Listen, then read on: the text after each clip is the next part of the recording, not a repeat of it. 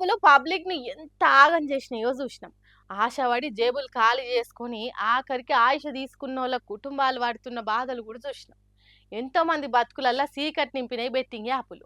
అందుకే ఇన్ని రోజులు బెట్టింగ్ యాప్లల్లా పైసలు పెట్టి కోటీశ్వర్లు గాండ్రి అని చెప్పినోళ్ళను స్టేషన్లకు పిలిపించిండ్రు. ఇక ఇప్పుడు వాళ్ళని కాదు, వాళ్ళ ఎన్నుకున్నోళ్ళని కూడా వదిలిపెట్టారట. బెట్టింగ్ యాప్లు కానీ ఆన్లైన్ బెట్టింగ్ కానీ ఆన్లైన్ రమ్మీ గేమ్లను పట్ల అప్రమత్తంగా ఉండడమే కాదు కఠినంగా వ్యవహరించాలని ఈరోజు రాష్ట్ర ప్రభుత్వం నిర్ణయం తీసుకున్నది.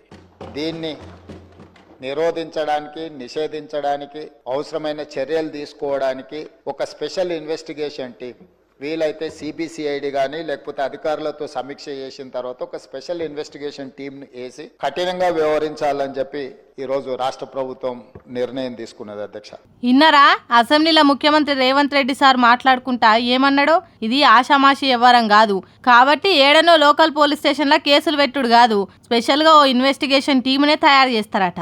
అంతేకాదు బెట్టింగ్ యాప్లు ఉట్టించేటోనికి ముచ్చమటలు పట్టించే పని చేస్తారట. దీంట్లో ప్రధానంగా 2 సంవత్సరాల కంటే మించి శిక్ష కూడా లేదు. రేపు వచ్చే సమావేశాలలో ఈ ఆన్లైన్ బెట్టింగ్ నిర్వాహకులకనే కాదు ఆడేవాళ్లను బాధితులను అదేవిధంగా ఈ ఆన్లైన్ అడ్డగోలుగా నిర్వహిస్తున్న వాళ్ళ పట్ల శిక్షను కూడా పెంచడానికి అవసరమైన చట్టాలను కూడా అవసరమైతే మనం సవరించుకోవాల్సిన అవసరం ఉన్నది. అధ్యక్ష, ఎందుకంటే శిక్ష కఠినంగా ఉంటుంది, ఎక్కువ కాలం ఉంటుంది అని ఎప్పుడైతే తెలుస్తుందో నేరం అనేది తగ్గుతుంది. బెట్టింగ్ యాపులు ఉట్టించినోళ్లను ప్రచారం చేసినోళ్ళని కాదు, ఆ యాపుల జూదం ఆడినోళ్ళకు కూడా శిక్షలు పడేటట్టు చట్టం చేస్తారట రాబోయే కాలంలో.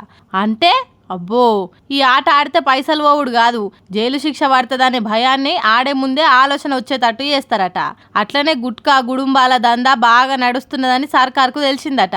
కాబట్టి వాటిని కూడా ఉక్కుపాదంతో అణచిపెట్టే పని చేస్తామని మాట్లాడిండు సీఎం రేవంత్ రెడ్డి. మరి చూడాలి బెట్టింగ్ యాప్ల మీద వేసే సిట్టి ఎంత బాగా పనిచేస్తుంది, ఎంతమందిని లోపటేస్తుంది అనేది ముందు ముందు తెలుస్తుంది.